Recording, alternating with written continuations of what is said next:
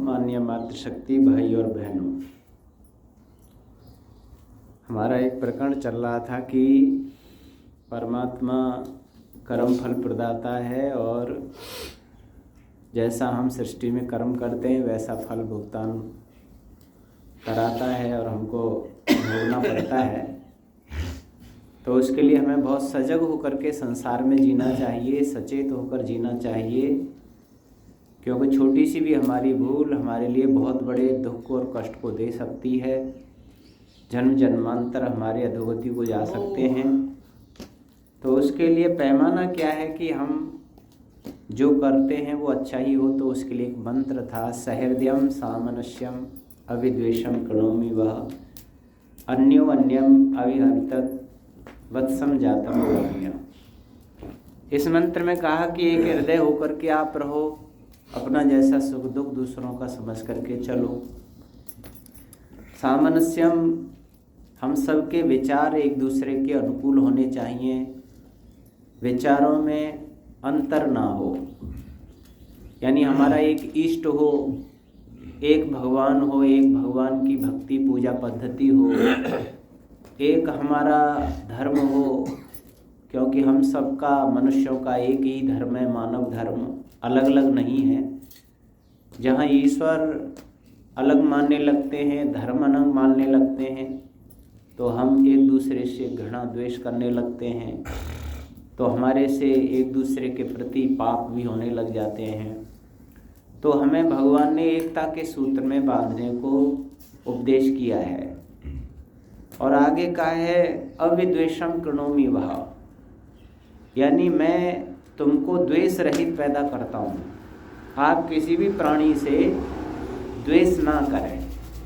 चींटी से लेकर हाथी पर्यंत मनुष्य पशु पक्षी जितने भी हैं उन सब के प्रति हमारा प्रेम हो, द्वेष भावना ना हो। और हम प्रेम कैसे करें? अन्यो अन्यम अवहरियत, एक दूसरे से अलग अलग रह करके भी इतना प्रेम करो। जातम वत्सम एवं अग्न्य, यहाँ उदाहरण दिया है भगवान ने, जैसे तत्काल उत्पन्न बछड़े से गाय प्रेम करती है। जब गाय का बच्चा पैदा होता है तो उस समय वो गंदगी से लथपथ होता है, सना हुआ होता है, और गाय माँ भी प्रसव पीड़ा से दुखी रहती है, कष्ट में होती है, परंतु वो अपने कष्ट को भूलकर इतना प्रेम बच्चे के प्रति होता है कि अपनी पवित्र जिह्वा से भी उसकी गंदगी को चाट करके साफ कर देती है। और अगर उसके बच्चे को कोई छूना छेड़ना भी चाहता है तो सांकल तोड़ करके भी उसे बचाने की कोशिश करती है, अपने प्राण तक देने को तैयार हो जाती है, इतना प्रेम उसका उमड़ता है। वैसे संसार में बच्चे से प्रेम करने का एक उदाहरण और दिया जाता है, जैसे बंदरिया अपने बच्चे से प्रेम करती है।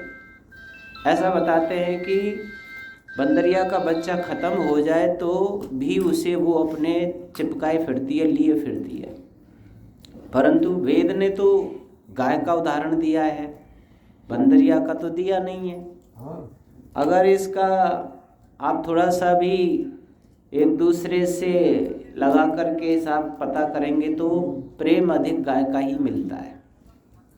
और परीक्षण भी लोगों ने किया, कुछ ऐसा बताते हैं कि परीक्षण किया कि जंगल में और एक बच्चा बंदरिया का है और बंदर भी है, बंदरिया भी है, और उधर शेर आता है तो बंदरिया स्वयं बच के चली जाती है, बच्चे को छोड़ जाती है। अगर ऐसा बताते हैं कि गाय के बछड़े को एक वृक्ष से बांध दिया गया और गाय को छुट्टा छोड़ दिया गया, और वहाँ शेर दहाड़ता हुआ आता है, तो गाय एकदम चौकन्नी हो जाती है और बछड़े को छोड़ के भागती नहीं है, और वो शेर की तरफ अपना मुंह कर लेती है और पीठ की तरफ बच्चे को कर लेती है, और उसके आक्रमण को तब तक झेलती है जब तक अपने प्राण नहीं दे देती है, बछड़े को कुछ होने नहीं देती है। अर्थात गाय का जो प्रेम होता है वो यहाँ भगवान ने दिया है, क्योंकि गाय का प्रेम निस्वार्थ प्रेम होता है। हम संसार में जो भी किसी से प्रेम करते हैं, चाहे कोई पिता पुत्र से करता हो, पुत्र पिता से करता हो, माँ बेटे से करती हो, बेटा माँ से करता हो, पति पत्नी में आपस में प्रेम होता हो, भाई भाई में प्रेम होता हो, तो कहीं ना कहीं हमारे दिलों में स्वार्थ होता है। हम कुछ अपेक्षाएं रखते हैं।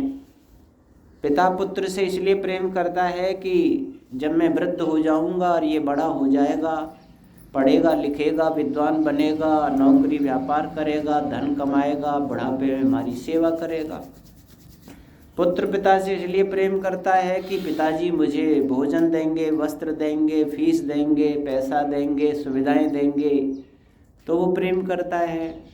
पत्नी पति से प्रेम करती है कि पति हमारे लिए कमा के लाएंगे या व्यवस्था करेंगे। पत्नी से पति इसलिए प्रेम करता है कि घर की व्यवस्था करके हमारी व्यवस्था सेवा करेंगे। यानी एक दूसरे से हम कुछ न कुछ अपेक्षाएं रखते हैं, सेवा भाव रखते हैं, तो हम उससे प्रेम करते हैं। और जिस दिन जो हम अपेक्षा रखते हैं वो ना देवे, पुत्र बड़ा होकर के सेवा ना करे, सम्मान से बात ना करे, तो माता पिता की उससे घृणा हो जाती है, द्वेष पैदा हो जाता है। और इतना पैदा हो जाता है कि बंटवारे तक नौबत आ जाती है। पुत्र को अलग कर दिया जाता है, माता पिता अलग हो जाते हैं। और कई माता पिता तो ऐसे हैं कि ऐसे पुत्र का मुंह देखना हम पसंद नहीं करते, ऐसी स्थिति तक आ जाती है। पति पत्नी में तलाक़ें हो जाती हैं। भाई भाई के अंदर कितनी घृणा द्वेष हो जाती है, आप समझते हैं। इतिहास पढ़े, उधर बाली सुग्रीव का झगड़ा देखो तो एक भाई दूसरे भाई को मार देता है। इधर महाभारत में आप देखोगे तो भाई भाई का झगड़ा कितना हो जाता है। जहाँ हमारी अपेक्षाएं खत्म हो जाती हैं, यानी आदमी पूरा नहीं करता, तो इतना द्वेष पैदा हो जाता है कि हम उसके दुश्मन बन जाते हैं। पर भगवान तो यहाँ कह रहा है कि भाई कभी द्वेष पैदा ही नहीं करना है आपको। अविद्वेषम कृणोमि वा, मैं तुमको घृणा द्वेष से रहित करता हूँ, कभी द्वेष ही नहीं पैदा करना किसी भी स्थिति में। तो ये कैसे हम इसको संभाल पाएंगे, अपना पाएंगे? तो उसके लिए इस गाय के उदाहरण को अगर हम समझ लेते हैं तो हम इसको संभाल सकते हैं कि गाय जो है वो निस्वार्थ भाव से प्रेम करती है। उसके दिमाग में ये नहीं होता कि ये बच्चा आगे चल के मेरी हिफाजत करेगा। वो तब तक उसको चाटती है, उसको दूध पिलाती है, हिंकारती है, सूंघती है, दौड़ भागकर उसके पास आती है, जब तक वो समर्थ नहीं हो जाता। और जब समर्थ हो जाता है, चारा चरने लग जाता है और उसके दूसरा बच्चा हो जाता है, तो फिर उसे छोड़ देती है, फिर दूसरे से प्यार करने लगती है, फिर उसकी कोई परवाह नहीं करती। ऐसे ही हम लोग भी संसार में रह करके एक दूसरे से प्रेम करें। हम प्रेम करें परंतु अपेक्षाएं ना रखें कि आगे चल के इसके बदले में ये सम्मान हमें देगा। हमारा आज कर्तव्य है मुझे इसके साथ में अच्छा सा करना, ये इससे मुझे कुछ भी नहीं लेना है, बदले में कोई चीज़ हमें नहीं लेनी है, मुझे अपना काम अपना फ़र्ज अदा करना है। ऐसी भावना लेकर के अगर हम करेंगे तो निश्चित रूप से हमारे अंदर से घृणा द्वेष समाप्त हो जाएगा। वेद में आगे भी कहा है, माँ भ्राता भ्रातरम दुक्षिन माँ सुसारम स्वसा सम्यंच सव्रता भूत्वा वाचम वदतु भद्रया। यानी भाई भाई से द्वेष ना करे, भाई बहन आपस में द्वेष ना करें, सम्यंच इकट्ठे होकर के रहें, सव्रता एक व्रती होकर के रहें, एक व्रत हमारे हों, अलग अलग ना हों। और वाचम वदतु भद्रया, जब भी किसी के साथ वाणी का व्यवहार करें, हम बोलें, तो हमें भद्र कल्याणकारी ही वाणी का उच्चारण करना चाहिए। आप सब ये समझते हैं कि हमारे वेदादि शास्त्रों के वचनों को ऐतिहासिक पुरुषों ने अपने जीवन में घटा करके भी बताया। जैसे रामायण काल में, रामायण एक ऐसा ग्रंथ है जिसमें श्री राम, भरत, लक्ष्मण, शत्रुघ्न ने इस मंत्र को अपने जीवन में चरितार्थ किया।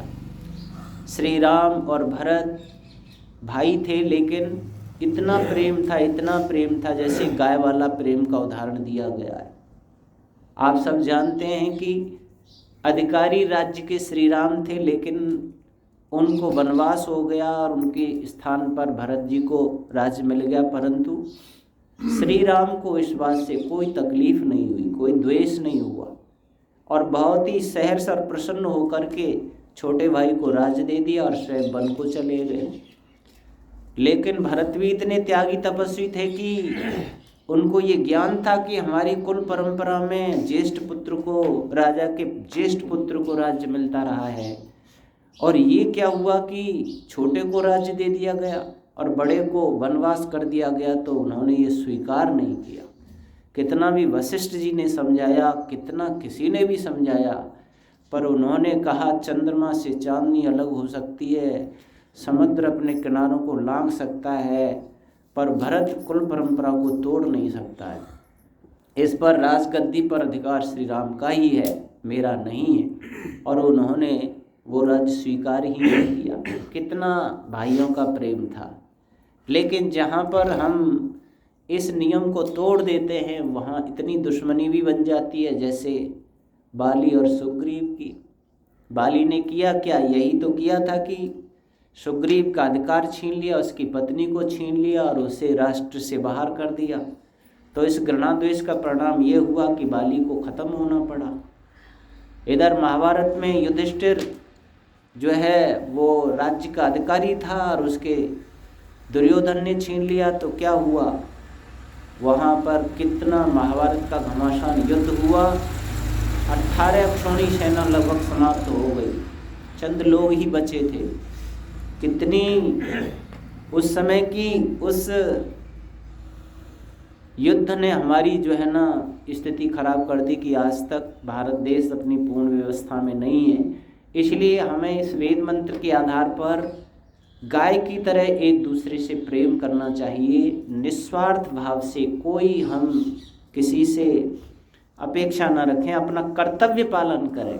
मेरा कर्तव्य है, मुझे इसकी हिफाजत करनी है, वो हम पालन करें। वैसे अगर हम वेदादि शास्त्र भी ना पढ़ें और केवल रामायण का पाठ, केवल रामायण को ही पढ़ लें, तो हमारा व्यवहार इतना शुद्ध हो जाएगा, इतना पवित्र हो जाएगा कि कोई हमारे जीवन से त्रुटि नहीं होगी। लेकिन हम रामायण आदि के पाठ तो करवाते हैं, परंतु पाठ मात्र ही करवाते हैं, उससे शिक्षा और प्रेरणा नहीं लेते। जबकि रामायण का एक ही उद्देश्य है, रामादिवत वर्तितव्यम न रावणादिवत। श्री राम की तरह आप व्यवहार कीजिए, रावण की तरह नहीं। केवल पूरी रामायण का अगर निचोड़ आप देखें तो संसार को रामायण एक प्रेरणा दे रही है, शिक्षा दे रही है कि श्री राम की तरह आचरण वेदानुकूल आचरण होगा और रावण की तरह आचरण वेद के विपरीत आचरण होगा।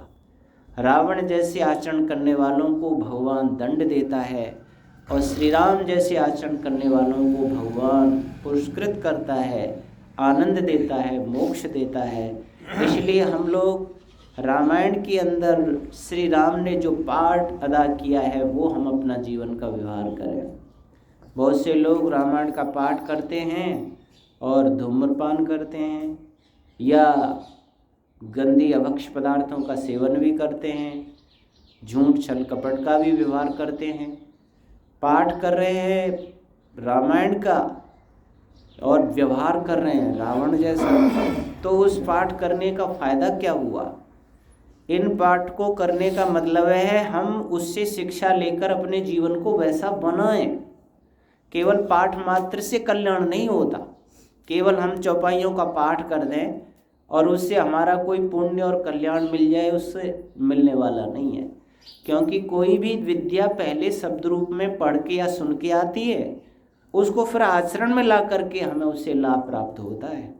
इसीलिए हमें इन सभी ग्रंथों को पढ़ें, पढ़ करके फिर उनको अपने जीवन में आचरण में लाएं, तो निश्चित रूप से उसका हमारे जीवन में कल्याण होगा और हमारा जीवन अच्छा बनेगा। कोई भी व्यवहार हमसे गलत नहीं होगा।